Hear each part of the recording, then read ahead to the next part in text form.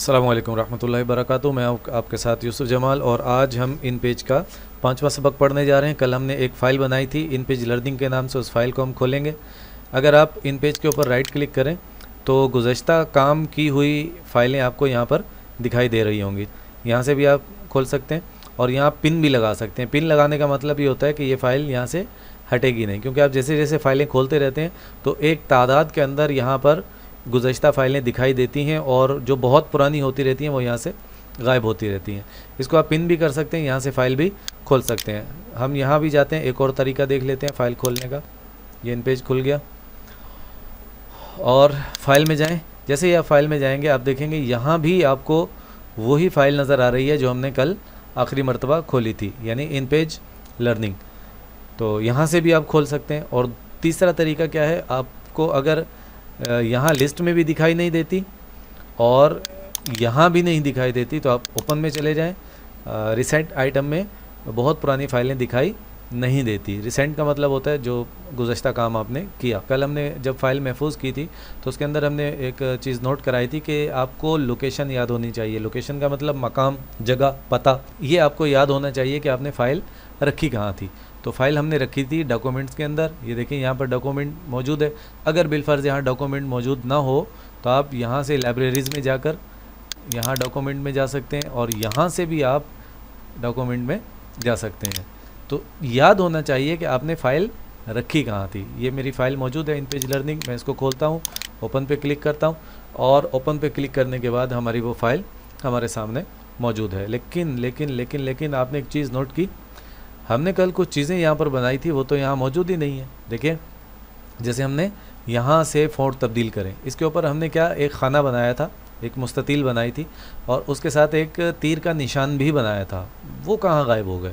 असल में वो मौजूद हैं, लेकिन जब हम टाइपिंग कर रहे होते हैं तो टाइपिंग करते हुए जो मुस्ततील, मुरब्बा, दायरा और लाइनें यानी ड्राइंग के जो ऑब्जेक्ट होते हैं वो आर्जी तौर पर छुप जाते हैं, नज़र नहीं आते। इस वक्त हम चूँकि हमने आई बीम टूल लिया हुआ है और टाइपिंग कर रहे हैं, यानी हमारा कर्सर चमक रहा है, तो इस वजह से हमें वो चीज़ें नज़र नहीं आ रही। अगर हम यहाँ से जाएं और ये वाला टूल लें, जैसे ही मैंने ये टूल लिया लेकिन कुछ भी नहीं हुआ, हो चुका है। लेकिन मसला वही है कि इन पेज की स्क्रीन अपना डिस्प्ले फ़ौरन नहीं देती, तो हमें हिलाना पड़ता है बाज़-औक़ात। इसके बारे में बता चुका हूँ। F7 मैंने दबाया, F8 दबाया, देखें ये हमारे सामने मुस्ततील भी आ गई और ये वाली तीर का निशान जो है ये भी आ गया। इसको हम थोड़ा सा यहाँ तक कर लेते हैं। ये यहीं पे था, कल हमने इसमें मज़ीद लाइनें शामिल की थी तो इस वजह से ये पट्टी हमारी नीचे आ गई थी। अच्छा जनाब, अब हम क्या करते हैं, अब हम देखें एरो टूल के बारे में हम पढ़ चुके हैं, आई बीम टूल के बारे में हम पढ़ चुके हैं, रोटेशन टूल के बारे में भी मैं आपको बता चुका हूँ। ये वाला जो खाना हमने घुमाया था ये हमने इसी की मदद से घुमाया था। और टेक्स्ट बॉक्स टूल ये भी हमने पढ़ लिया था। टाइटल टेक्स्ट बॉक्स टूल ये भी हमने पढ़ लिया था और इसकी मदद से हमने एक एक खाना बनाया भी था और उसके अंदर हमने लिखा भी था। इसके बाद नीचे ये तस्वीर लगाने के लिए इस्तेमाल होते हैं। फ़िलहाल इनका काम नहीं है।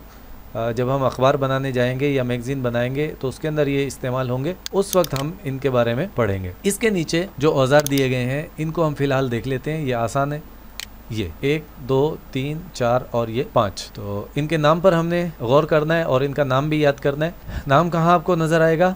जब मैं माउस इसके ऊपर लेके जाऊंगा तो आपने इस जगह पर गौर करना है। ये इसके बारे में पहले भी बता चुका हूँ। तो जब आप किसी जगह माउस लेकर जाते हैं तो ये आपकी हेल्प के लिए, आपकी मदद के लिए जो है यहाँ पर एक छोटी सी हिदायत मौजूद होती है।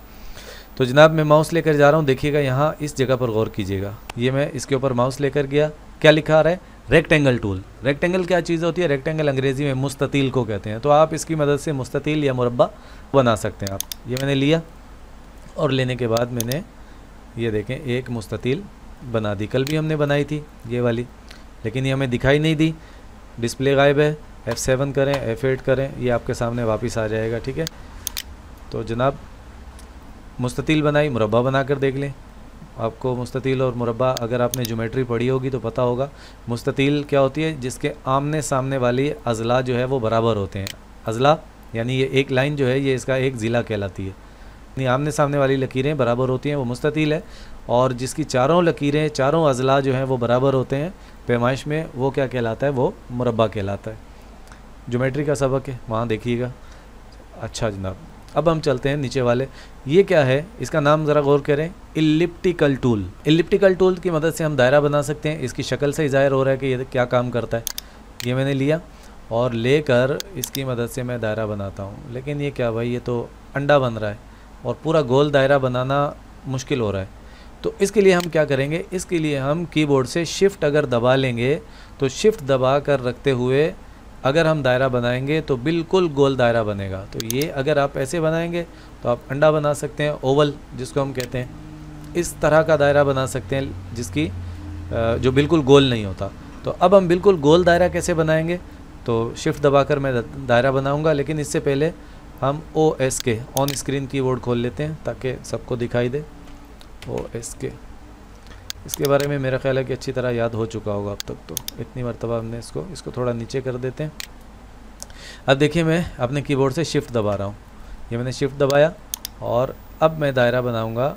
आप देख रहे हैं कि माउस को कितना ही इधर उधर ले जाऊँ, दायरा बिल्कुल गोल है। अब ये बेज़वी जिसको हम कहते हैं ना, ओवल, अंग्रेज़ी में ओवल कहते हैं, उर्दू में बेज़वी कहते हैं, तो नहीं बनेगा। तो शिफ्ट दबाने से ये बिल्कुल गोल दायरा आपको मिलेगा। और इसी तरह अगर आप शिफ्ट दबाकर रेक्टेंगल टूल इस्तेमाल करेंगे तो आपका मुरब्बा भी बिल्कुल चारों लाइनें इसकी पैमाइश में बराबर होंगी। ये शिफ्ट का याद रखिएगा। इसके बाद आते हैं नीचे वाले, ये भी रेक्टेंगल टूल की तरह ही है, थोड़ा सा फ़र्क है इसके अंदर। ये नाम देखिए पहले तो इसका, मैं माउस ऊपर लेके गया, देखें यहाँ पर लिखा है राउंड रेक्टेंगल टूल। राउंड का मतलब होता है गोल और रेक्टेंगल का मतलब होता है मुस्ततील, यानी गोल किनारों वाली मुस्ततील बनाने के लिए हम इस औज़ार का इस्तेमाल करते हैं। और इसकी शक्ल से ही ज़ाहिर हो रहा है आइकन से। तो इस पर मैंने क्लिक किया और यहाँ पर मैं एक मुस्ततील बनाता हूँ। आप देख रहे हैं गोल किनारों वाली मुस्ततील ये हमें मिली। शिफ्ट दबाकर बना के देखते हैं क्या होता है। ये देखें जनाब, शिफ्ट दबाकर अगर आप बनाएंगे तो ये गोल किनारों वाला मुरब्बा बनेगा, जिसको हम अंग्रेज़ी में स्क्वायर कहते हैं।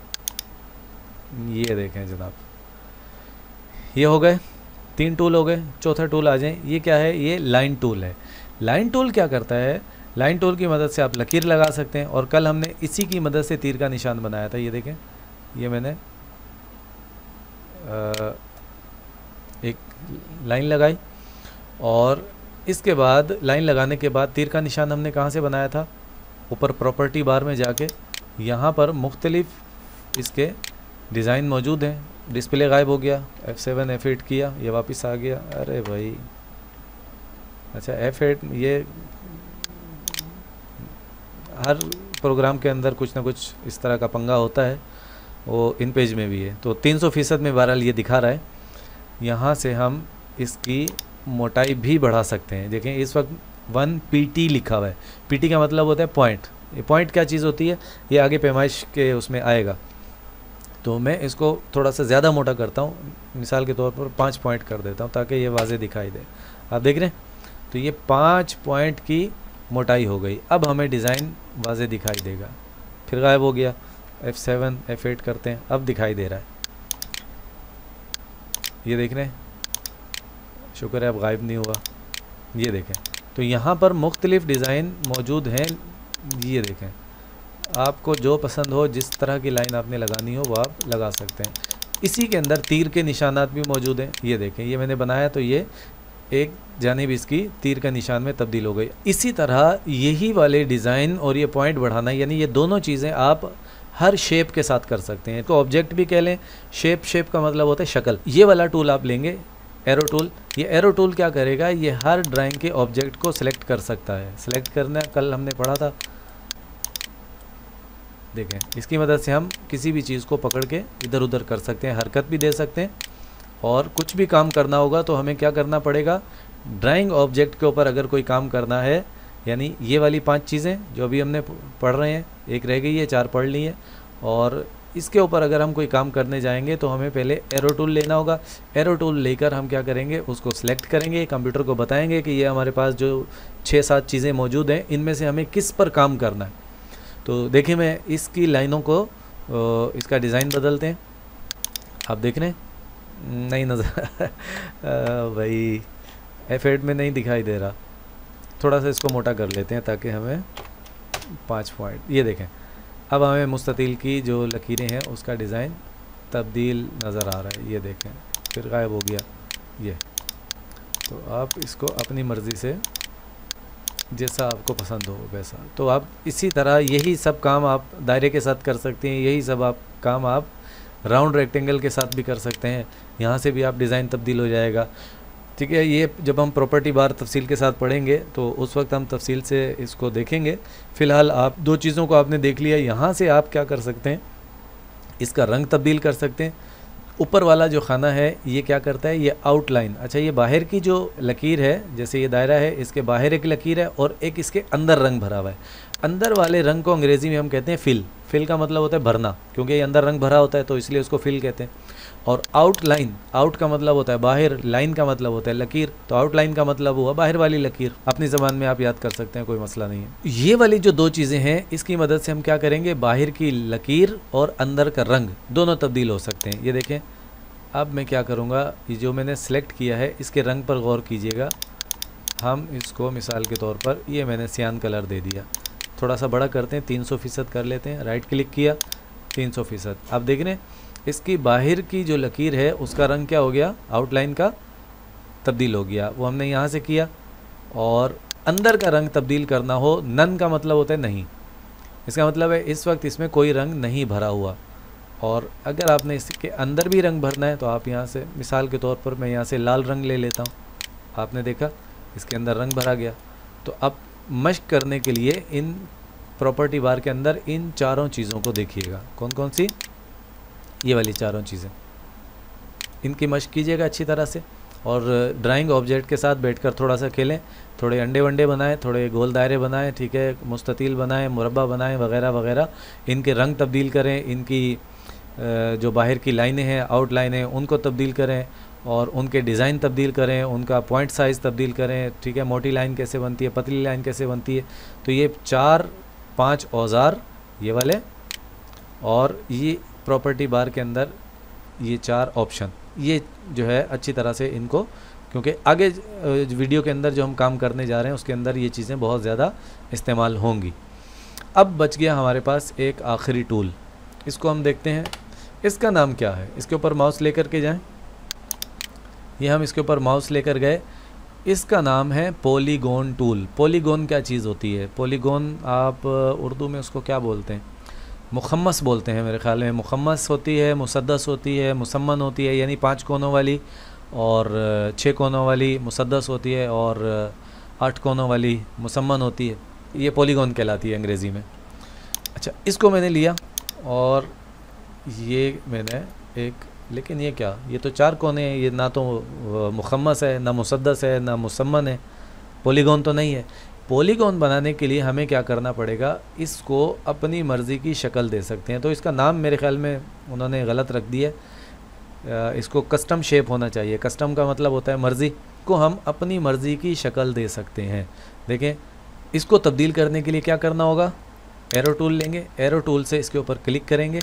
एरो टूल से मैंने इसके ऊपर क्लिक किया और क्लिक करने के बाद इसके किसी एक कोने को देखें, जैसे ही मैं कोने के ऊपर माउस लेकर जाऊंगा, माउस की शक्ल जमा के निशान जैसी हो जाएगी। इसको मैं माउस से पकड़ूंगा, ये मैंने माउस दबाया और किसी भी तरफ उसको उठाकर ले जाऊंगा। ऊपर जो आपने मुस्ततील बनाई थी ये वाली, इसके कोने को अगर आप पकड़ेंगे तो देखें इसका साइज़ तब्दील हो रहा है। लेकिन इसमें क्या फ़र्क है कि इसके कोने को अगर आप पकड़ेंगे तो साइज़ तब्दील होने की बजाय उसकी शक्ल तब्दील हो रही है। तो ये कस्टम शेप इसका नाम होना चाहिए था, बहरहाल उनकी मर्ज़ी है, उन्होंने नाम रखा है पॉलीगॉन। तो जनाब, इसकी मदद से हम अपनी मर्ज़ी की शक्लें बना सकते हैं। देखें, ये मुरब्बा था और मुरब्बे को मैंने क्या कर दिया। अब अगर आप चाहें तो इसमें इजाफ़ी नुकात भी शामिल कर सकते हैं, ठीक है। ये देखें, ये मैं यहाँ क्लिक करूँगा तो आप देखेंगे, क्लिक करके और इसको मैं पकड़ के खींचूंगा। आपने देखा पहले यहाँ नुक्ता नहीं था और मेरे क्लिक करके पकड़ के खींचने से एक इजाफी नुक्ता यहाँ पर बन गया। तो आप जितने चाहें यहाँ पर शामिल करते जाएं, कोई क़ैद नहीं है। आप चाहें तो इसको देखें, ये पहाड़ बना दें, ये इसको सीधा कर लेते हैं, ये देखें। तो ये असल में कस्टम शेप ही है, ये देखें। अपनी मर्ज़ी से आप इसमें जितने चाहें नुक्ते ऐड करते जाएं, शामिल करते जाएं और जैसी चाहें उनको पकड़ के शक्ल दे दें। ये बहुत काम आता है जब हम अखबार का काम करने जाएंगे, मैगज़ीन का अगली वीडियो में हम शुरू करने जा रहे हैं, तो उस वक्त ये हमें बहुत काम देगा। तो जनाब आज के हमने टूल बार के अंदर क्या पढ़ा, ये वाले 4-5 औज़ार पढ़े, ठीक है। कौन कौन से? रेक्टेंगल, इलिप्टिकल और राउंड रेक्टेंगल और लाइन और पॉलीगॉन या कस्टम शेप, जो भी कह लें। इन सब की प्रॉपर्टी बार मिलती जुलती होती है, क्योंकि ये सब क्या कहलाते हैं, ये ड्राइंग ऑब्जेक्ट कहलाते हैं। और प्रॉपर्टी बार के अंदर से हमने 4 चीज़ें देखी हैं। लकीर का डिज़ाइन तब्दील करना, पॉइंट साइज़ तब्दील करना, यानी जो बैरूनी लकीर होती है, आउटलाइन होती है, उसको मोटा या पतला करना, और बैरूनी लकीर का रंग तब्दील करना, और शेप यानी जो शक्ल है, ज्योमेट्री या ड्राइंग ऑब्जेक्ट है, उसके अंदर का रंग, फिल कलर जिसको अंग्रेज़ी में कहते हैं, उसको तब्दील करना। ये हमने पढ़ ली। तो अब हम ये सब कुछ पढ़ने के बाद जाते हैं वापस टाइपिंग टूल की तरफ। टाइपिंग टूल के ऊपर कुछ अहम चीज़ें हैं, इसको हम आज पढ़ेंगे और कल से हम समझें अखबार की बुनियाद रखने जा रहे हैं। कल से हम इब्तिदाई काम करेंगे कि अखबार किस तरह बनता है। तो मैंने आई बीम टूल लिया और आई बीम टूल लेने के बाद टाइपिंग के ऊपर क्लिक किया। F8 से जूम कर लेता हूँ मैं इसको।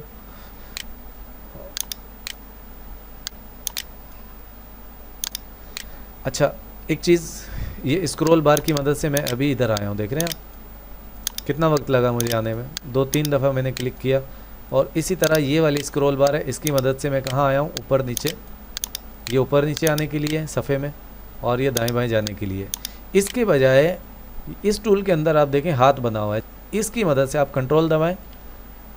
कीबोर्ड ऊपर कर लेता हूँ, आपको नज़र आएगा। देखिए मैंने कंट्रोल दबाया और माउस से राइट क्लिक करें। जैसे ही आप कंट्रोल दबाकर माउस से राइट क्लिक करेंगे, आपका किस में तब्दील हो जाएगा, हाथ में तब्दील हो जाएगा। इसको हम कहते हैं हैंड टूल, ठीक है, हाथ वाला औजार।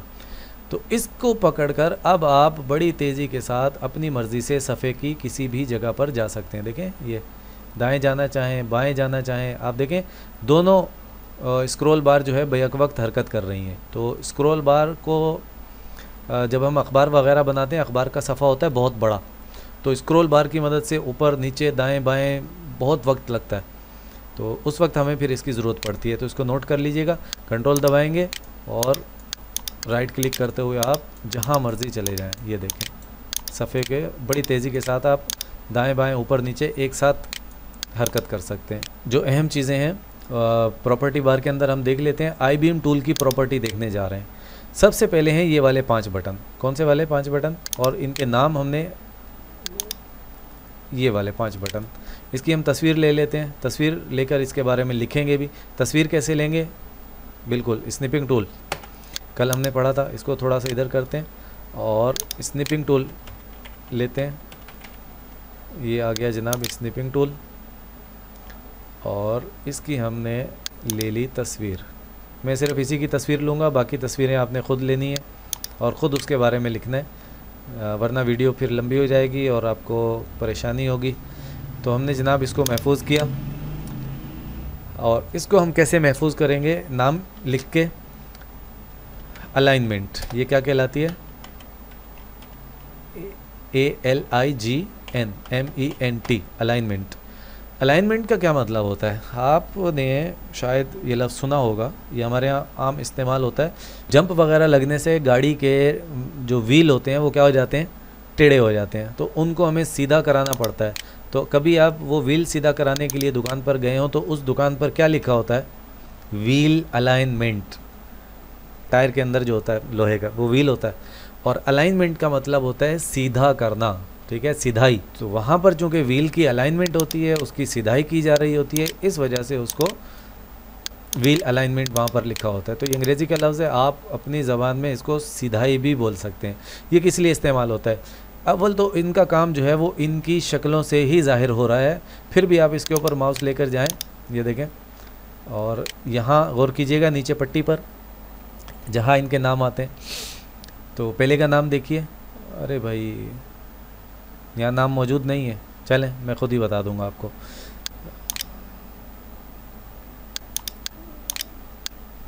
पहले जो इन पेज था उसमें तो यहाँ किसी ने छेड़छाड़ की होगी, इस वजह से यहाँ नाम नहीं आ रहे। बहरहाल ये सब के सब अलाइनमेंट कहलाते हैं और इसको हम कहते हैं फोर्स जस्टिफाई। इनके नाम आपको यहाँ मिल जाएंगे। फॉर्मेट में जाएं, पैराग्राफ में जाएं, ये देखें ये लिखे हुए हैं left, right, centre, justify, force justify. तो यहाँ से मिला लें आप इसको।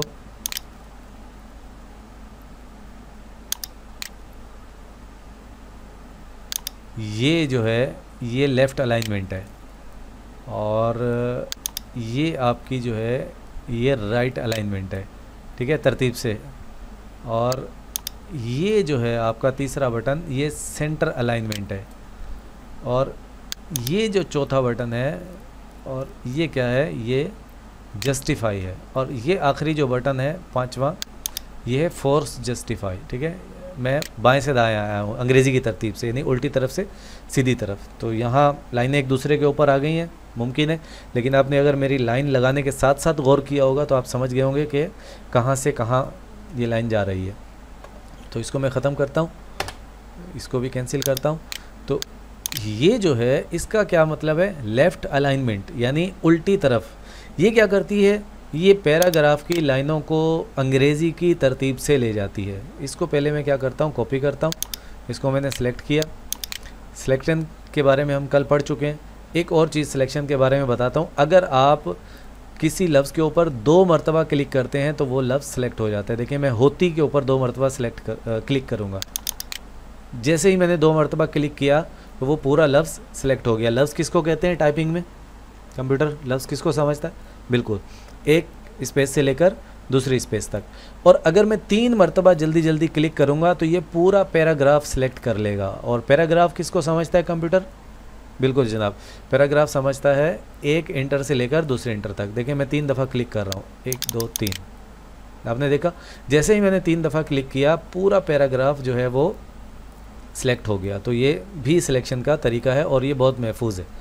इसके बाद मैं इसके ऊपर राइट क्लिक करता हूँ और इसको मैं कॉपी कर लेता हूँ। सफ़ा थोड़ा बड़ा था इस वजह से मैंने इसको कॉपी करके अब मैं यहाँ से लेता हूँ ये वाला टूल और ये वाली लाइनें में क्या करूँगा, राइट क्लिक करके इसके अंदर पेस्ट कर दूँगा। आपने गौर किया कि इसके नीचे एक छोटी सी लाल लकीर आ गई है। इस लाल लकीर का मतलब होता है कि आपके अल्फाज ज़्यादा हैं और आपका ये जो खाना है, जो बॉक्स है, ये क्या है, ये छोटा है। इसको थोड़ा इधर कर लेते हैं। तो हम क्या करेंगे, इसका फ़ॉन्ट साइज़ छोटा करेंगे। 3 दफ़ा क्लिक करके पूरा पैराग्राफ सेलेक्ट हो जाएगा और हम इसका फ़ॉन्ट साइज़ थोड़ा छोटा कर देंगे। अभी हमें इसको समझना है सिर्फ, और थोड़ा सा हम इसको जूम भी कर लेते हैं। 200% है, हम इसको 300% कर लेते हैं। अच्छा, अब जो चीज़ गौर करने वाली है वो देखें, ये की के ऊपर गौर करें, ये कहाँ आ रहा है, और पर पे गौर करें, ये कहाँ आ रहा है, और का गौर करें, ये कहाँ आ रहा है। लाइनों के अंदर जो है वो क्या है, तवाज़ुन नहीं है। आपस में ये लाइनें क्या हो रही हैं, कोई पहले ख़त्म हो रही है और कोई बाद में ख़त्म हो रही है। इसका वजह ये होती है कि कुछ अल्फाज की लंबाई और चौड़ाई जो है वो कम या ज़्यादा होती है। तो जब किसी लफ्ज़ की जगह नहीं बचती तो कंप्यूटर क्या करता है, उसको नीचे वाली लाइन पर ले जाता है। देखें यहाँ पर पे गौर करें, पर के बाद बहुत सारी जगह क्यों बची है, इस वजह से कि उसके बाद जो लफ्ज़ था प्रोग्राम, ये इसकी चौड़ाई ज़्यादा थी। तो इस वजह से कंप्यूटर इस लफ्ज़ को नीचे ले आया, क्योंकि यहाँ जगह कम थी जहाँ पे प्रोग्राम पूरा नहीं आ सकता था। तो इस वजह से ये प्रोग्राम का लफ्ज़ नीचे आ गया। तो यही होता है। अच्छा, एक चीज़ यहाँ पर और नोट करते चलें, जो लोग गलत स्पेस लगाते हैं उनका हशर क्या होता है। देखें, मैं परो के बाद फ़र्ज़ करें स्पेस लगा देता हूँ, क्या होगा, आपने देखा परो ऊपर चला गया और ग्राम नीचे रह गया। क्यों, इस वजह से कि स्पेस की वजह से कंप्यूटर ने परो को अलग लफ्ज़ समझ लिया और ग्राम को अलग लफ्ज़ समझ लिया। ये पहले भी मैं आपको इस बारे में तंबीह कर चुका हूँ कि लफ्ज़ के दरमियान कभी भी स्पेस नहीं लगाते। जब भी आप लफ्ज़ के बीच में स्पेस लगाएंगे तो वो यही होगा कि जब वो लफ्ज़ अगर वो लाइन के आखिर में जाएगा तो यही हशर होगा उसका, जैसा कि प्रोग्राम का इस वक्त हो रहा है। तो मैं बैक स्पेस दबाकर स्पेस को ख़त्म करूँगा। आपने देखा प्रोग्राम जो है वो वापस दुरुस्त हो गया। तो जनाब अब हम अलाइनमेंट के ऊपर गौर करने जा रहे हैं। तो 3 मरतबा मैंने इसके ऊपर क्लिक किया, ये पैराग्राफ्स क्या हो गया, सिलेक्ट हो गया। बाय डिफ़ॉल्ट जो है, बाय डिफ़ॉल्ट का क्या मतलब होता है, जो पहले से तयशुदा या पहले से मुकर्रर किया हुआ, तो बाय डिफ़ॉल्ट जो है इन पेज के अंदर ये राइट अलाइन सेलेक्ट होता है पहले से। बाय डिफ़ॉल्ट का मतलब समझ आ गया, ये बहुत लफ्ज़ इस्तेमाल होता है, आगे भी आएगा बाय डिफ़ॉल्ट, और मोबाइल में भी आपने देखा होगा पहले से तयशुदा। तो पहले से तयशुदा क्या होता है, राइट अलाइन, यानी राइट अलाइन देखिए दाएं जानिब से ये लाइनें क्या हो गई, बिल्कुल बराबर रहेंगी और उल्टी जानिब से बराबर नहीं होंगी, ये राइट अलाइन का मतलब है, ठीक है। दाएं जानिब से ये बराबर होंगी। अगर मैं इसको लेफ़्ट कर दूं, क्या तब्दीली आई, अब ये क्या हो गई, ये लेफ़्ट साइड से बराबर हो गई, यानी इनका तवाज़ुन कहाँ चला गया। ये अमूमन अंग्रेज़ी में इस्तेमाल किया जाता है, और वही चीज़ जो पहले इधर थी वो कहाँ आ गई, राइट साइड पर आ गई, दाईं जानिब आ गई। अब आप देख रहे हैं इसके पहले स्पेस आ गया, तफसील से पहले बहुत सारा स्पेस आ रहा है, प्रोग्राम से पहले बहुत सारी खाली जगह। ये क्यों हुआ, क्योंकि हमने यहाँ से इसको राइट अलाइन कर दिया। और ये है सेंटर लाइन। सेंटर लाइन का मतलब होता है कि लाइन को दरमियान में और जो जगह बचे उसको क्या करो, दोनों जानिब तकसीम कर दो। देखिए मैं क्लिक करता हूँ, जब भी समझ आएगी।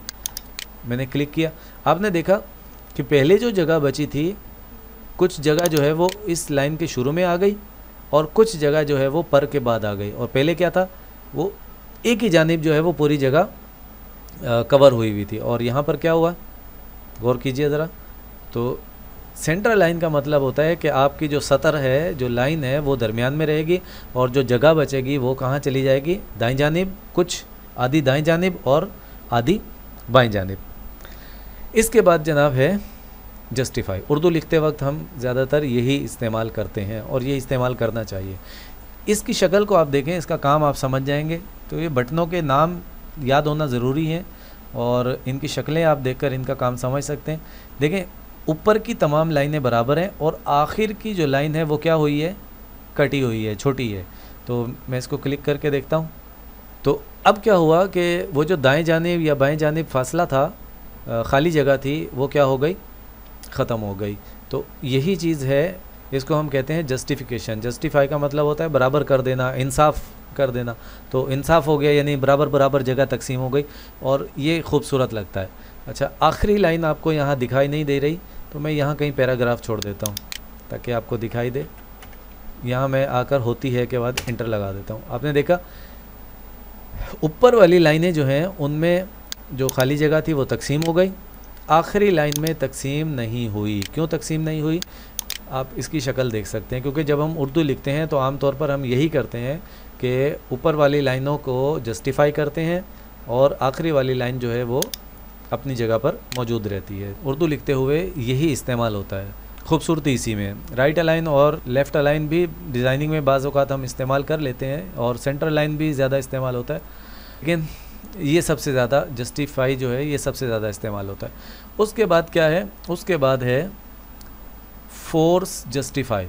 इसका नाम आप यहाँ जाकर देख सकते हैं। फॉर्मेट में जाएं, पैराग्राफ में जाएं और ये खोल लें। तो उल्टी तरफ से आप देखें, लेफ़्ट, राइट, सेंटर, जस्टिफाई और फोर्स जस्टिफाई। फोर्स का मतलब क्या होता है, किसी चीज़ पर ताकत लगाना। तो ये क्या करेगा, ये आखिरी लाइन को भी, आप इसकी शक्ल देखें, आइकन देखें तो आपको अंदाज़ा हो जाएगा कि ये क्या काम करता है। तमाम लाइनें इसमें क्या हैं, साइडों में मिली हुई हैं। तो यही काम यहाँ पर होगा। मैं देखें क्लिक करता हूँ, देखें आप, जैसे ही मैंने क्लिक किया तो वो जो तफसील मौजूद होती है के बाद जो खाली जगह थी वो क्या हो गई, थोड़ी थोड़ी हर लफ्ज़ के अंदर तकसीम हो गई। देखें थोड़ी स्पेस होती के बाद है, थोड़ी मौजूद के बाद, थोड़ी तफसील के बाद, तो ये क्या हो गई, जस्टिफाई हो गई। जस्टिफाई यानी इंसाफ हो गया। वो जो खाली जगह थी वो बराबर बराबर हर लफ्ज़ के बाद थोड़ी थोड़ी तकसीम हो गई। लेकिन ये तो उर्दू में इस्तेमाल ही नहीं होता, तो फिर ये क्यों दिया गया है? असल में ये अशआर लिखने के लिए दिया गया है, क्योंकि जब हम शेर व शायरी लिखते हैं तो उस वक्त हमें इसकी ज़रूरत पड़ती है। तो जब हम नज़म लिखने जाएंगे तो उस वक्त हम इसको देखेंगे। हम यहाँ पर जाकर वापस इसको जस्टिफाई कर देते हैं। तो मैंने जैसे जस्टिफाई किया तो मेरी वो आखिरी लाइन जो थी वो अपनी हालत पर आ गई। इसके बाद आ जाएं वापस जनाब, यहाँ पर क्लिक करते हैं, थोड़ा सा हम इसको इधर ले आते हैं। यहाँ हमने दो तीन चीज़ें देखनी है। ये क्या है, आप इसकी शक्ल देखें तो ऊपर एक लाइन बनी है और ऊपर नीचे की तरफ क्या है, इसमें तीर के निशान बने हैं। तो ये दर हकीकत हमें क्या कह रहा है, ये हमें बता रहा है कि आपकी जो लाइन की ऊंचाई है वो कितनी होनी चाहिए। मसला ये होता है कि जैसे मैं फ़ॉन्ट साइज़ तब्दील करता हूँ तो मेरी जो लाइन है उसकी ऊंचाई जो है वो ख़ुद ब खुद तब्दील होती रहती है। देखें अभी ये मैंने इस लाइन को सिलेक्ट किया और मैं इसका फ़ॉन्ट साइज़ क्या करता हूँ, बढ़ा देता हूँ, 24 कर दिया मैंने इसको। यहाँ पर बहुत सारे ऑब्जेक्ट बने हुए, इनको हमें डिलीट करना पड़ेगा वरना ये परेशान करते रहेंगे। तो मैं इसको भी एरो टूल से मैंने सिलेक्ट किया और कीबोर्ड से मैं डेल दबा रहा हूँ। आप देख सकते हैं कीबोर्ड से ये अब मैं सिलेक्ट करता जा रहा हूँ, डेल दबाता जा रहा हूँ ताकि ये हमें, क्योंकि ये सिर्फ हमने समझने के लिए बनाए थे, इनका काम हो गया ख़त्म। ये वापस आई बीम टूल लेते हैं और आई बीम टूल लेकर यहाँ आ जाते हैं, जूम कर लेते हैं राइट क्लिक करके 300% ताकि ये वाज़े नज़र आए। और ये देखें 3 दफ़ा मैंने इसको क्लिक करने के बाद क्या किया था, फ़ॉन्ट साइज़ इसका मैंने बड़ा कर दिया था, 24 कर दिया था। ये जो ऊपर सेलेक्ट वाली लाइन है इसकी ऊंचाई जो है कम है और नीचे वाली लाइन है इसकी ऊंचाई क्या हो गई, ज़्यादा हो गई। क्यों? क्योंकि इसका फ़ॉन्ट साइज़ भी बढ़ गया। तो ये इसकी वजह ये है कि यहाँ पर हमने ऑटो सेलेक्ट किया हुआ है। ये ऑप्शन क्या करता है, ये हमारी लाइन की ऊंचाई जो है ये इसको कंट्रोल करता है। तो मिसाल के तौर पर ये ऑटो इस वक्त है, मैं इसको फ़ॉन्ट साइज़ हमारा कितना है 24, तो नस्तालिक ख़त के अंदर हमें थोड़ा सा ज़्यादा रखना पड़ता है। अरबी के अंदर हम कर सकते हैं कि मिसाल के तौर पर हमारा फ़ॉन्ट साइज़ अगर 24 है तो हम 26 या 28 लाइन का साइज़ रख सकते हैं। तो अब गौर कीजिएगा क्या तब्दीली आती है। मैं इसको कर देता हूँ 24 के लिहाज से इसको 34 कर देते हैं, ठीक है। ये मैंने यहाँ 34 लिखा, इंटर किया, क्या तब्दीली आई, आपने देखा कि इस लाइन का जो साइज़ था वो क्या हो गया, कम हो गया। अगर ऐसे महसूस नहीं हो रहा और कम करें, 24 कर दें, ये देख रहे हैं आप, ये इसकी ऊंचाई जो है ये कम होती जा रही है। और कम करके देख लें, 20 कर लें, देख रहे हैं आप, वो चुन का चे जो है वो ऊपर चला गया, इंतखाब के नुक्ते गायब हो गए। ये क्या हो रहा है, क्यों हो रहा है? इस वजह से कि हमारा फ़ॉन्ट साइज़ जो है वो ज़्यादा है और हमारी लाइन की जो ऊंचाई है वो कम है। तो हमें लाइन की ऊंचाई जो है वो रखनी पड़ती है, मुंतखब करनी पड़ती है। तो यहाँ से हम क्या कर सकते हैं, अपनी लाइन की ऊंचाई को ख़ुद कंट्रोल कर सकते हैं। अगर हम यहाँ पर 0 लिख देंगे तो यह ऑटो पर चला जाएगा। ऑटो का मतलब होता है कि अब लाइन का जो साइज़ है, लाइन की जो ऊंचाई है वो कंप्यूटर ख़ुद कंट्रोल करेगा। इसकी ज़रूरत पड़ती है जब हम अखबार लिखने जाएंगे। अगली वीडियो के अंदर आप देखेंगे कि ये किस तरह हमारे लिए अहमियत का हामिल है। और इसके बाद आ जाएं, कभी कभी हमें 2 लाइनों के दरमियान कुछ ज़्यादा फासले की ज़रूरत पड़ जाती है। हमें कुछ मिसाल के तौर पर ऑब्जेक्ट बनाने पड़ जाते हैं। आप फ़र्ज़ कर लें कि आपको ये कहा गया है कि भाई इस हर लाइन के बाद क्या करो, एक लाइन लगा दो हर सतर के बीच में। तो मैं क्या करता हूँ, मैंने यहाँ से देखें लाइन टूल लिया और हर सतर के बीच में मैं क्या करने जा रहा हूँ, लाइन लगाने जा रहा हूँ। ये चले यहाँ तक लगा देते हैं, ये मैंने लगा दी। लेकिन आप देख रहे हैं कि मेरे लाइन लगाने से हो क्या रहा है कि लाइन जो है वो कहाँ टकरा रही है, ये देखें, बाज़ अल्फाज के साथ और बाज़ नुक्तों के साथ टकरा रही है, तफसील की ते के साथ, क्योंकि ये लफ्ज़ ऊंचा है थोड़ा। और यहाँ भी देखें, यहाँ भी देखें, ये तफसील के साथ ये टकरा गई। तो ऐसी सूरत में हमें क्या करना पड़ता है, हमें लाइन के बीच में थोड़ा सा फासला देना पड़ता है। तो हम वापस आई बीम टूल पे जाएंगे, अपने पैराग्राफ को, ठीक है, जिस पैराग्राफ की लाइनों के बीच में आपने फासला बढ़ाना है उसको सिलेक्ट करेंगे और यहाँ जाएंगे और यहाँ जाकर आप क्या करेंगे, ये देखें, इसकी आइकन को देखें, शक्ल को देखेंगे तो काम वैसे ही समझ में आ जाता है कि ये क्या काम करेगा। ऊपर नीचे 2 लाइनें बनी हैं और बीच में तीर का निशान बना है, यानी ये 2 लाइनों के बीच में जो फासला होता है ये उसको मुतय्यन करता है। अभी यहाँ पर 0 है तो इसका मतलब क्या है कि ऑटो कंप्यूटर खुद कंट्रोल कर रहा है। तो इसको हम 0 को हटाते हैं और यहाँ पर हम लिख देते हैं मिसाल के तौर पर 5। गौर कीजिएगा, 5 लिखा, कुछ भी नहीं हुआ, नहीं हो चुका है। आप जूम इन जूम आउट करें, ये देखें, आपने देखा दोनों लाइनों के बीच में फासला क्या हो गया, 5 पॉइंट बढ़ गया। थोड़ा और मज़ीद बढ़ा कर देख लें ताकि वाज़े समझ में आए, 10 कर लें। चलें, मैंने इसके ऊपर माउस घुमाया यहाँ 10 लिखा, आपने देखा ये दोनों लाइनों के बीच में फासला क्या हो गया, 10 पॉइंट बढ़ गया। तो इसकी मदद से हम क्या कर सकते हैं, दो लाइनों के दरमियान फासला बढ़ा सकते हैं, पैराग्राफ की लाइनों के बीच में फासला जो है वो बढ़ जाएगा। अब देखें, अब मैं इसको पकड़ता हूँ एरो टूल की मदद से और इसको नीचे लेकर आता हूँ, फिर मैं इसको भी लेता हूँ और इसको नीचे लेकर आ जाता हूँ। आपने देखा अब हमारे अल्फाज नहीं टकरा रहे। तो इसकी मदद से हम क्या कर सकते हैं, अपने पैराग्राफ की लाइनों के दरमियान जो फासला होता है उसको हम कंट्रोल कर सकते हैं। आई बीम टूल लिया मैंने वापस, और वापस मैं अपने पैराग्राफ पर आ गया।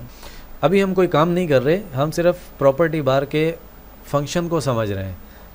अब हम जा रहे हैं इन दोनों को समझने के लिए। ये क्या चीज़ है, ये ऊपर वाला जो खाना है ये अंग्रेज़ी की लिखाइयों के लिए है, और ये अंग्रेज़ी की लिखाइयाँ आपको यहाँ से मिलेंगी। अंग्रेज़ी हमारे पास एक लफ्ज़ है सिलेक्ट, इस सिलेक्ट को सिलेक्ट कर लेते हैं। अगर ऐसे सिलेक्ट ना हो तो 2 दफ़ा क्लिक करें, अभी बताया था कि 2 दफ़ा क्लिक करने से एक लफ्ज़ सिलेक्ट होता है। अब आप जाएँ यहाँ से, देखें आप, ये देखें अंग्रेज़ी की मुख्तलिफ़ लिखाइयाँ आपको यहाँ मिल जाएंगी, और इसकी मदद से आप अंग्रेज़ी की लिखाइयों का ख़त तब्दील कर सकते हैं। ये देखें बहुत सारे मौजूद हैं, आप अपनी मर्ज़ी से ले लें। इसके बाद नीचे वाला जो खाना है ये क्या है, ये उर्दू या अरबी की जो लिखाई होती है, यानी इंग्लिश के अलावा इन पेज के अंदर आप उर्दू, अरबी, पश्तो, कश्मीरी, सिंधी बहुत सारी ज़बानों का काम कर सकते हैं। जो भी अरबी रस्मुल ख़त पे लिखी जाती हैं उन सब ज़बानों का काम आप इसमें कर सकते हैं। तो यहाँ से आप क्या कर सकते हैं, उनका फ़ॉन्ट ले सकते हैं, उनकी लिखाई ले सकते हैं। देखें इस वक्त हमारे पास कौन सी लिखाई मौजूद है, जमील नूरी नस्तालिक। और इन पेज 3 के अंदर एक बहुत प्यारा फ़ॉन्ट आया है, मुझे बहुत अच्छी लगती है ये लिखाई, अब आपको पसंद आती है या नहीं। उसका नाम है फैज़ नस्तालिक। ये इन पेज जो पुराने वाला था 2.4 उसके अंदर मौजूद नहीं है। देखें इसको लेते हैं, ये रही दूसरे नंबर पे फैज़ नस्तालिक, ये मैंने ली। आप देख रहे हैं इसकी जो लिखाई है ये बहुत खूबसूरत है, ठीक है। तो फ़ॉन्ट तब्दील करने के लिए, लिखाई तब्दील करने के लिए आपको पहले सिलेक्ट करना पड़ेगा। कल हम बात कर चुके हैं, कोई भी काम करना होगा आप पहले सिलेक्शन करेंगे, सिलेक्शन करने के बाद ही कंप्यूटर को पता चलेगा कि आपका काम किस जगह पर होना है। तो इसकी मैं लिखाई बदलने जा रहा हूँ। मज़ीद लिखाइयाँ देखते हैं। ये फेज़ करैक्टर एक और लिखाई है, आप देख रहे हैं। तो कुछ ऐसी भी हैं जिनमें अल्फाज हमारे ख़राब हो जाते हैं। ये देखें, ये उंदलुस, ये अरबी के लिए, इसी वजह से आप देखें इसमें कुछ अल्फाज गायब हो गए जो अरबी में नहीं थे। ये देखें वहाँ पर आपको ये मुस्ततिल बनी दिखाई दे रही है। अरबिक टाइप सेटिंग, अरबी का बहुत अच्छा फ़ॉन्ट है। देखिए एरियल। तो यहाँ पर आपको उर्दू और अरबी के हवाले से, यानी जो भी अरबी रस्मुल ख़त में लिखी जाती हैं वो आपको नज़र आएंगे। कुछ चीज़ें ऐसी हैं जो अंग्रेज़ी वाले फ़ॉन्ट भी इसमें आ जाते हैं इन पेज 3 के अंदर, और बाकी आप देखें ये। तो इस इन पेज का ये फ़ायदा है कि इसमें आप विंडोज़ के अंदर अगर कोई फ़ॉन्ट इंस्टॉल करेंगे, कोई भी नया फ़ॉन्ट, तो वो आपको यहाँ पर दिखाई देगा। तो यहाँ से हम क्या कर सकते हैं, लिखाई तब्दील कर सकते हैं।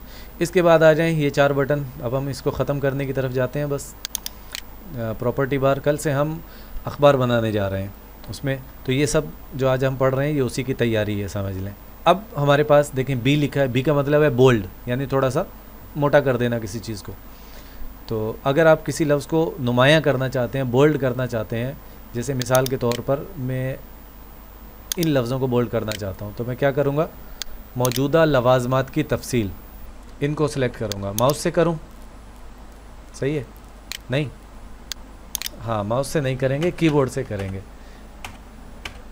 ये मैंने कंट्रोल शिफ्ट दबाई और एरो की मदद से मैंने इसको सेलेक्ट कर लिया, और इसके बाद मैंने बोल्ड पर क्लिक किया। आपने देखा ये अल्फाज जो हैं दूसरे अल्फाज की बनिस्बत थोड़े से नुमायाँ हो गए, ठीक है। बोल्ड का मतलब नुमायाँ कर देना, पहले ही 300% जूम है। और ये है इटैलिक। इटैलिक का मतलब होता है टेढ़ा करना। जैसे आप बोल्ड करके नुमायाँ करते हैं किसी लफ्ज़ को, तो कभी कभार हमें इटैलिक करके किसी चीज़ को नुमायाँ करना पड़ता है। ये अमूमन अंग्रेज़ी में ज़्यादा इस्तेमाल होता है। तो मैंने देखें इसको सिलेक्ट किया और यहाँ से इसको इटैलिक कर दिया। आप देखें थोड़ा सा लफ्ज़ टेढ़े हो गए। उर्दू में आम तौर पे ये इस्तेमाल नहीं किया जाता, अंग्रेज़ी के अंदर ये ज़्यादा इस्तेमाल होता है।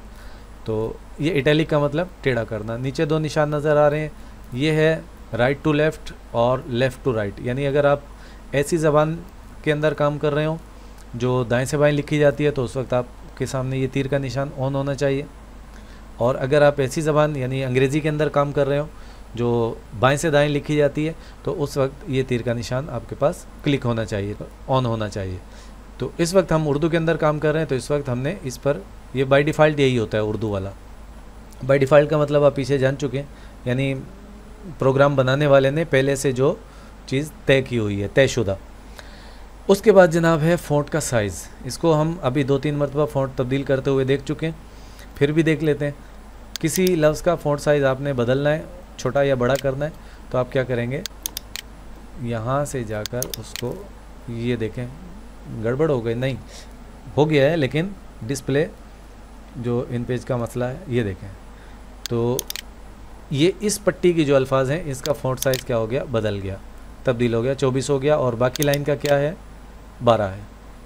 तो जब आप किसी लफ्ज़ के ऊपर माउस लेके जाते हैं, कर्सर आपका चमकता है तो उसकी मालूमात भी वहाँ दिखाई दे रही होती हैं। उसके नीचे है लफ्ज़ों का रंग।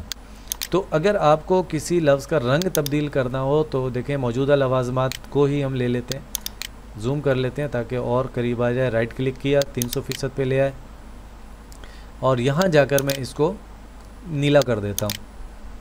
ये देखें, अभी आपको जब तक सिलेक्ट है, जब तक रंग नज़र नहीं आएगा, जैसे ही आप कहीं और क्लिक करेंगे, ये देखें इसका रंग तब्दील हो चुका है। तो यहाँ से हम अल्फाज का रंग तब्दील कर सकते हैं, बहुत सारे रंग यहाँ पर मौजूद हैं।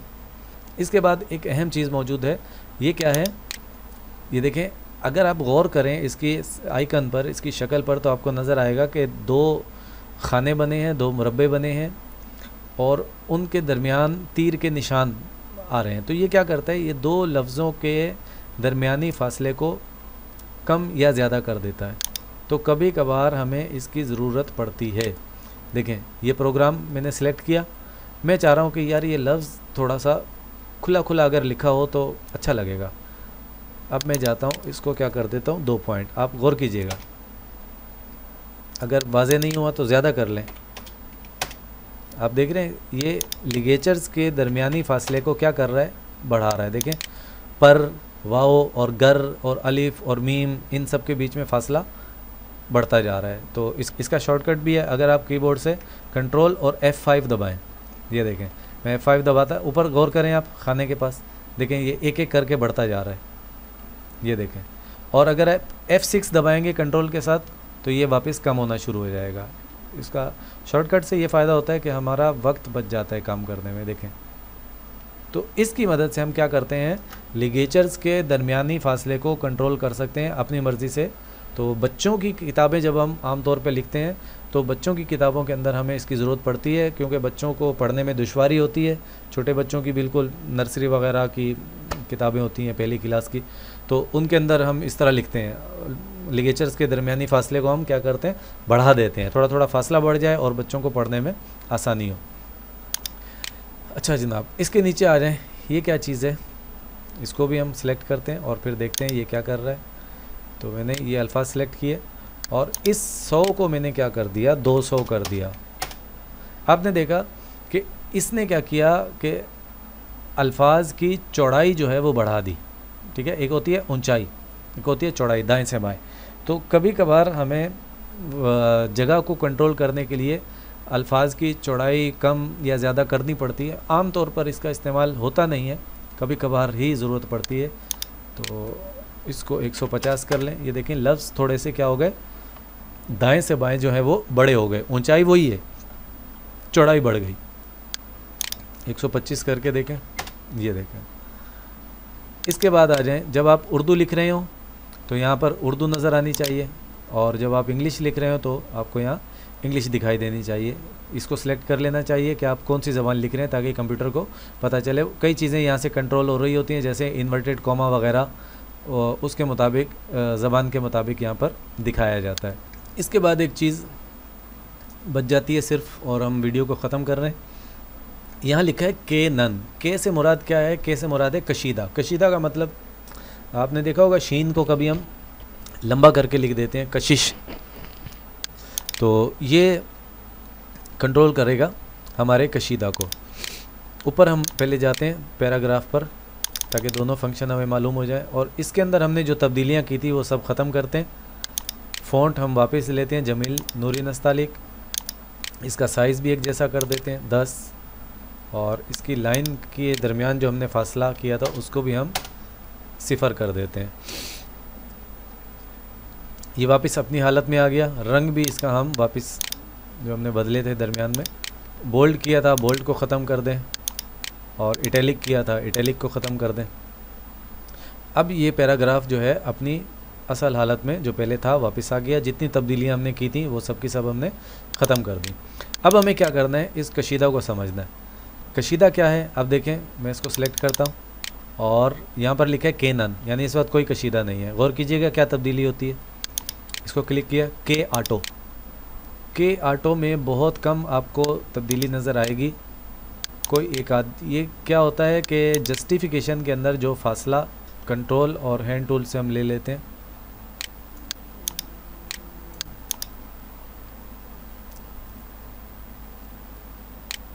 किसी लफ्ज़ में तब्दीली नहीं हुई। क्यों नहीं हुई? कि जब तक फासला मौजूद नहीं होगा जब तक तब्दीली नहीं होगी। हम इसको थोड़ा सा फासला देते हैं और उसके बाद हम देखते हैं। देखें मैं यहाँ से इसको क्या करता हूँ, फोर्स जस्टिफाई करता हूँ। आपने देखा जैसे ही मैंने फोर्स जस्टिफाई किया नीचे वाली लाइन के अंदर उसको बहुत सारी खाली जगह मिली, और जैसे ही बहुत सारी खाली जगह मिली तो क्या हुआ, मे को उसने लंबा करके लिख दिया। ये कशिश कहलाती है। मीम के बाद आपको जो लंबी सी लकीर नज़र आए, इसी तरह ये ते को आपने लंबा करके लिख दिया, इन पेज ने खुद किया। तो ऑटो का मतलब होता है कि जहाँ पर लाइन के अंदर खाली जगह मिल जाए वहाँ पर क्या करे, लफ्ज़ों के अंदर कशिश लगा दे। तफसील को देखें, तफसील थोड़ा सा लंबा करके लिखा गया, तो ये अल्फाज खूबसूरत, एक एक लफ्ज़ को भी आप कर सकते हैं। मिसाल के तौर पर आप चाह रहे हैं मैं सिर्फ इस वाली तफसील को वो कर दूं, तो आप कीबोर्ड से जाएं, इस तफसील को सिलेक्ट करें और यहाँ पर जाकर आप कर दें के ऑलवेज़, यानी कशिश ऑलवेज़। ये देखें एक एक लफ्ज़ को भी आप कर सकते हैं। और अगर आप दोबारा सिलेक्ट करें और पूरे पैराग्राफ को अगर आप ऑलवेज़ कर देंगे, ऑलवेज़ का मतलब होता है हमेशा, यानी तमाम अल्फाज को कर दो। ये देखें अब आपको ऊपर भी, पहले क्यों जब ऑटो हमने किया था तो ऊपर की लाइनों में हमें कशिश नज़र नहीं आई थी। क्यों नज़र नहीं आई थी? इस वजह से नज़र नहीं आई थी कि दाएं जानिब और बाएं जानिब खाली जगह नहीं थी। और अब खाली जगह मौजूद हो या ना हो, ऑलवेज़ का मतलब होता है जगह हो या ना हो लेकिन कशिश लगानी है। तो अब इसने क्या किया, देखें सीन को भी लंबा करके लिखा है, में लवाजमात की ते और तफसील, तो ये यहाँ से हम कशिश लगा सकते हैं और अल्फाज बहुत इसमें बाज़ अल्फाज खूबसूरत हो जाते हैं। आखिरी दो चीज़ें रह गई, उसको हम कर लेते हैं और फिर ख़त्म करते हैं। एक जुमला लिखते हैं, सब से पहले इस्लाम। आपने देखा होगा कि अखबार के अंदर या बाज़ औक़ात किताबों में भी हम इसका इल्तिज़ाम करते हैं कि अल्फाज जो हैं वो एक दूसरे के ऊपर चढ़ा कर लिखे जाते हैं। वो कैसे लिखा जाएगा? मिसाल के तौर पर इस से को मैंने सेलेक्ट किया, कीबोर्ड से सेलेक्ट किया और मैं चाहता हूँ कि ये से जो है ये कहाँ चला जाए, सब के ऊपर चला जाए। तो मैं क्या करूँगा, इसके लिए बटन इस्तेमाल होता है, कंट्रोल दबाएं, F7 जैसे जैसे आप दबाएंगे देखें से ऊपर उठता जा रहा है, और F8 दबाने से ये वापस नीचे आता रहेगा। ठीक है, ये इसकी पोजीशन कहलाती है, पोजीशन जगह। देखें ये अपनी जगह से क्या हुआ, ऊपर उठ गया। और अभी हम दो बटन पढ़कर आए हैं, यहाँ पर ये पढ़ा था F5 और F6, तो मैं F6 दबा रहा हूँ। पीछे जाना है तो F6 और आगे की तरफ जाना हो तो ये F5 दबाया है मैंने। ठीक है, और ये मैं F6 दबा रखा है, कंट्रोल और F6 मैंने दबा के रखा हुआ है, आप देख रहे हैं। तो कभी कभार हम ऐसा कर लेते हैं, जगह की ज़रूरत होती है, जब भी कर लेते हैं खूबसूरती भी इससे आ जाती है। और अखबार की सुर्खियाँ अगरचे इन पेज में इस तरह नहीं किया जाता, उसके लिए हम कोरल ड्रा एक सॉफ्टवेयर आता है वो इस्तेमाल करते हैं अखबार की सुर्खियों में जब हम इस तरह लिखते हैं। तो बहरहाल इन पेज के अंदर भी हम इस तरह अल्फाज को एक दूसरे के ऊपर रख सकते हैं। तो आज के लिए इतना ही। बाकी कल से इंशाअल्लाह हम शुरू करने जा रहे हैं कि हम अखबार किस तरह बना सकते हैं। किताब का काम थोड़ा मुश्किल होता है, वो हम आगे चल के इस्तेमाल करेंगे। एक चीज़ रह गई, आपने अगर आपके जहन में आ रहा हो कि प्रॉपर्टी बार, IBM टूल की प्रॉपर्टी बार हमने पूरी की पूरी पढ़ी, लेकिन एक खाना जहाँ पर हमें नॉर्मल लिखा हुआ नज़र आ रहा है, इसको हमने छोड़ दिया। क्यों छोड़ दिया? इसको खोल के देखें, कुछ भी नज़र नहीं आ रहा, सिर्फ नॉर्मल है। लेकिन ये एक नॉर्मल वाला खाना ही इतना इसके अंदर इतनी बड़ी बहस है कि हमें इसके ऊपर कम से कम 2, 3 या शायद 4 वीडियोस भी बनानी पड़ जाएं। तो इसके ऊपर हम बड़ी तफसील के साथ बात करेंगे उस वक्त जब हम किताब का काम करने जाएंगे, तो उस वक्त हम इसके ऊपर तफसील से बात करेंगे। और एक वीडियो में नहीं होगा, ये 2 वीडियोस या शायद 3 या हो सकता है 4 भी बनानी पड़ जाए। ये उस वक्त फिर हम इसके ऊपर फ़ैसला करेंगे। इजाज़त दीजिए। अस्सलामु अलैकुम व रहमतुल्लाह।